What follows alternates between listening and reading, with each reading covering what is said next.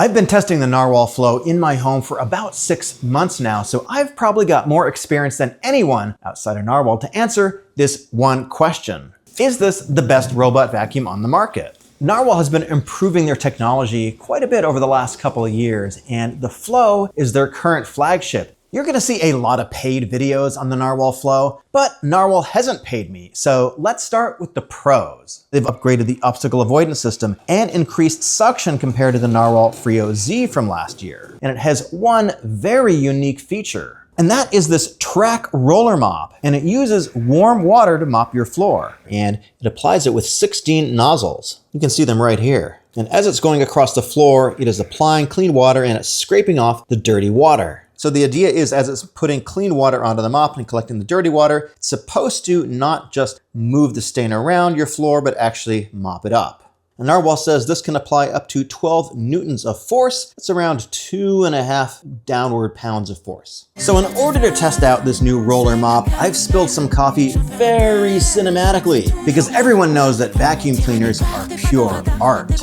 And I spread it around and I let it dry overnight. And this is a very dry, crispy stain right now. I don't know if it's gonna be able to get these pieces off. I've never seen another robot vacuum do it. We're gonna send it out with the Frio Mind setting, which is the AI setting. Now it's supposed to automatically detect stains and keep working until your floor is clean. You can see it successfully identified the spill with its AI technology and is currently back at the base station, cleaning the mop, and it's gonna come back and do another pass.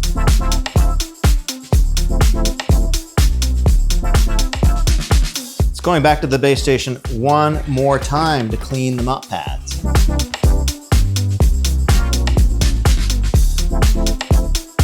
Just did 5 passes on the floor, and I don't see any coffee stain left there at all. This is actually an incredibly impressive performance, right up there with the Ecovacs X9. Hard to say which one is better, but these are both 2 top performers. Really good.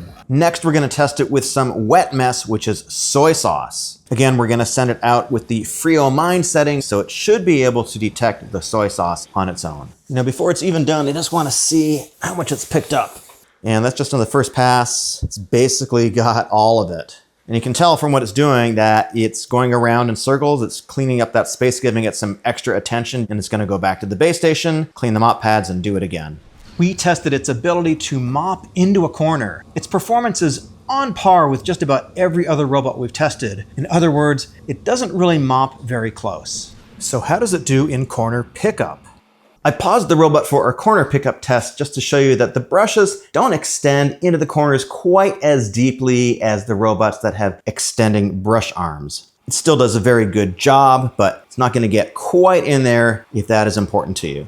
In our edge pickup test, the Flow did a very good job at sweeping up grains of rice and dirt. Now the brush roll extends out to the side and it's pretty dynamic. And in our edge mopping test in the kitchen, you can see it got very close to the baseboard for the entire length of the cabinets. Sometimes when it's going around a corner, it doesn't get quite as close as some models with spinning mop pads, but it still overall does a very good job. The Flow has 22,000 pascals of suction. That is almost double the 12,000 that the Frio Z has. On hardwood, it was very effective at picking up larger particles like ground up crackers and rice. It's also very good at sand. We sprinkled 20 grams of sand onto our carpet in the most cinematic way you can possibly imagine.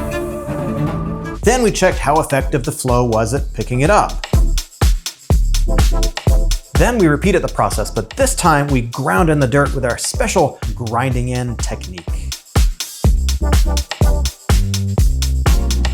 When we sprinkled the sand onto the carpet, the Flow picked up 100%, obviously a great score. And when we ground the sand into the carpet, it picked up 80%, which is about as good as any other robot we've tested.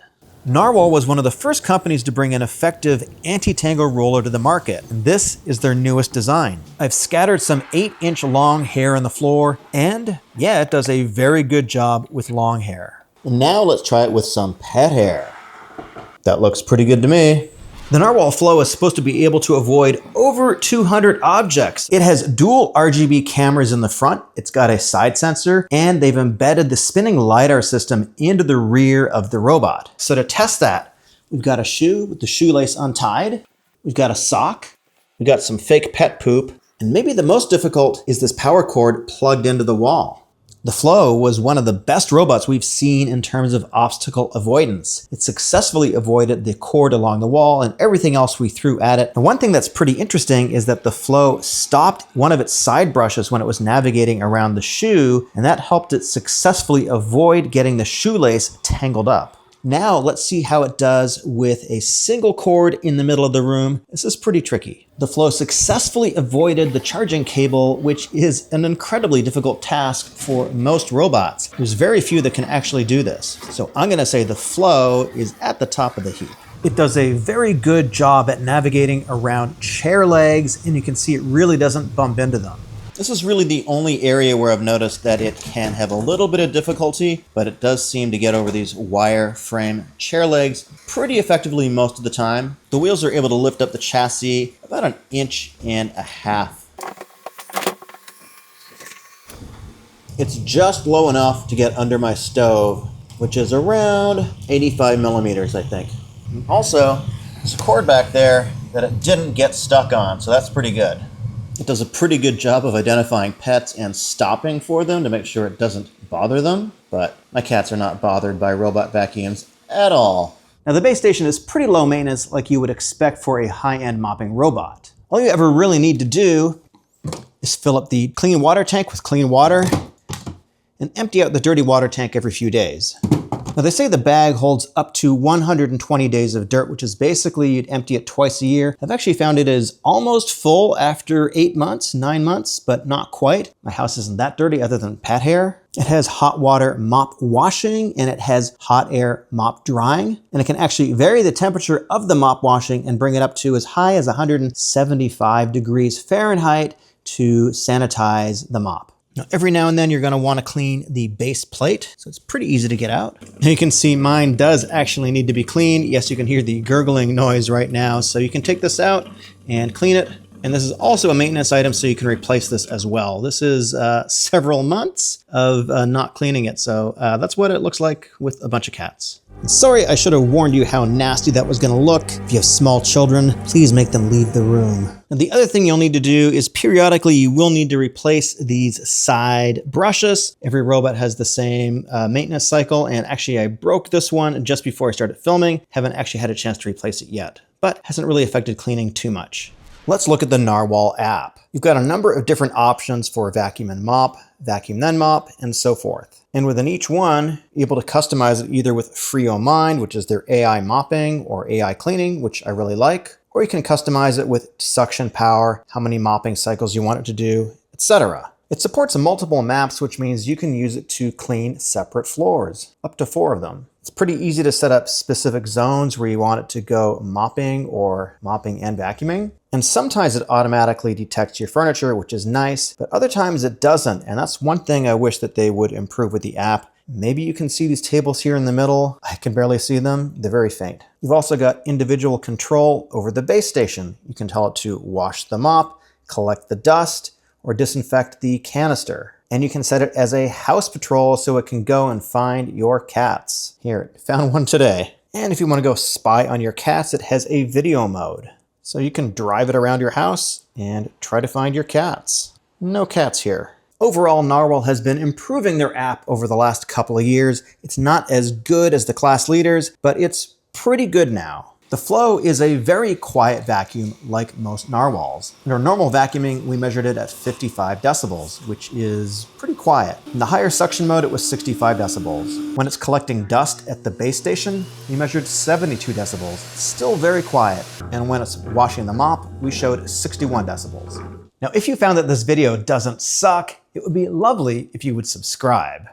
I want to mention again that Narwal hasn't paid me for this, and they put no restrictions on what I can say or show you. And with that said, it's been as good or maybe even better than any other robot I've tested to date in my home. And mostly I've left it on the Mind AI setting, so it's choosing on its own how to clean. And it's been really quiet, and mostly I just forget about it. Now let's get to the final score, but first, I think we need to talk about the cons of the Narwal Flow. So first, if you want to use detergent in the robot, you do need to add it manually. Now second, it's just not as good at sweeping into corners as robots with extending arms. And it can have a little bit of trouble with wire chair legs, but it actually never got stuck, at least on my furniture. Now it did break a side brush right before I started filming, but side brushes are actually a maintenance item. But aside from that, the Flow does most things very, very well. So the app, while not as good as the best, is actually much improved over the last few years, and Narwal has made huge strides in overall cleaning effectiveness, most significantly with mopping performance. So after testing in over 20 different categories, the Narwal Flow actually came out in first place with 93 points out of 100.